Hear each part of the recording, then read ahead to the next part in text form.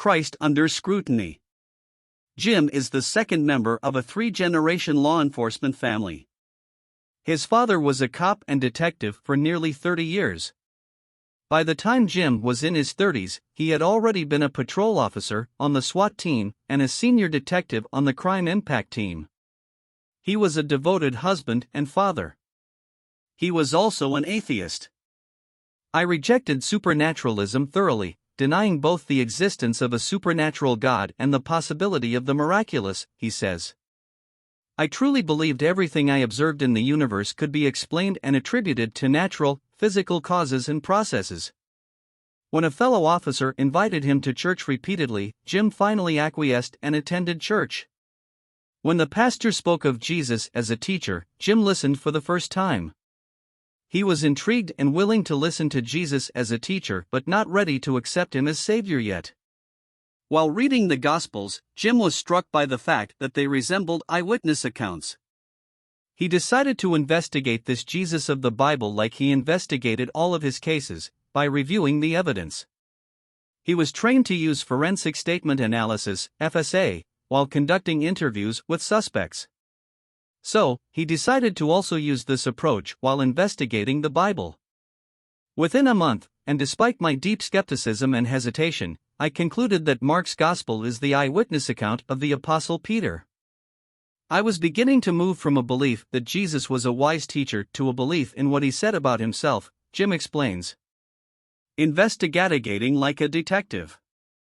For most of Jim's career, he investigated cold cases. Such cases are from the distant past and have little or no forensic evidence. After much research, Jim says, in the end, a strong cumulative case can usually be made by collecting witness statements, testing their reliability, and verifying observations with what little forensic evidence is available.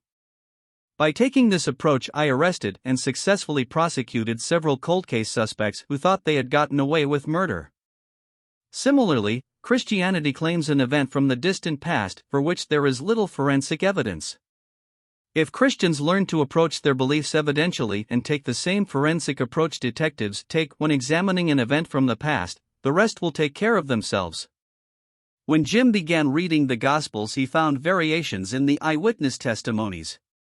For example, one Gospel account says there was only one woman present during the morning of the resurrection, and another Gospel says there were 3 present. Jim says that those variations didn't deter the evidence for him. In contrast, the differences comforted him. Jim explains, in real cases, witnesses never ever agree, and that's a good thing. If they agree, we call that collusion. When Jim is called by dispatch to investigate a case, he always has one request: he asks that the officers separate the witnesses. People remember things differently based on a variety of things like perception and background, he explains. For example, if Jim asks an eyewitness what kind of gun the suspect had, he might get different answers. One eyewitness might know a lot about guns and the other one might not. If he asks what the suspect was wearing, one person might not pay attention to that kind of detail, while another witness does. Jim says that even though there are thousands of variations between the documents, 99.9% of the variants are not contradictory to the gospel message. Jim gives us 10 principles that every person searching for truth needs to master. 1. Don't be a know-it-all. All of us hold suppositions impacting the way we see the world around us. It's important to do your best to enter every investigation with your eyes and mind open to all reasonable possibilities. Objectivity is paramount, and it's the first principle of detective work. Never investigate anything with your mind already made up. 2. Learn to infer. Investigators use a methodology known as abductive reasoning, also known as inferring to the most reasonable explanation. 3. Think circumstantially. There are 2 types of evidence, direct and indirect. Direct evidence is the testimony of the eyewitnesses. Indirect is everything else. For test your witnesses, ask the following questions about your witness. A. Were they even there? B. Have they been honest and accurate over time? C. Can they be verified? D. Do they have an ulterior motive? 5. Hang on every word, pay close attention to every word a person uses. We all choose the words we use. Sometimes as a matter of habit. Sometimes consciously or subconsciously. Jim has learned to hang on to every word because they offer clues. 6. Separate artifact from evidence. Jim says that every scene contains important evidence guiding us to truth while also containing unrelated artifacts that cause uncertainty. 7. Resist conspiracy theories. We all need to take the time to understand the elements of successful conspiracies so we can communicate them to others.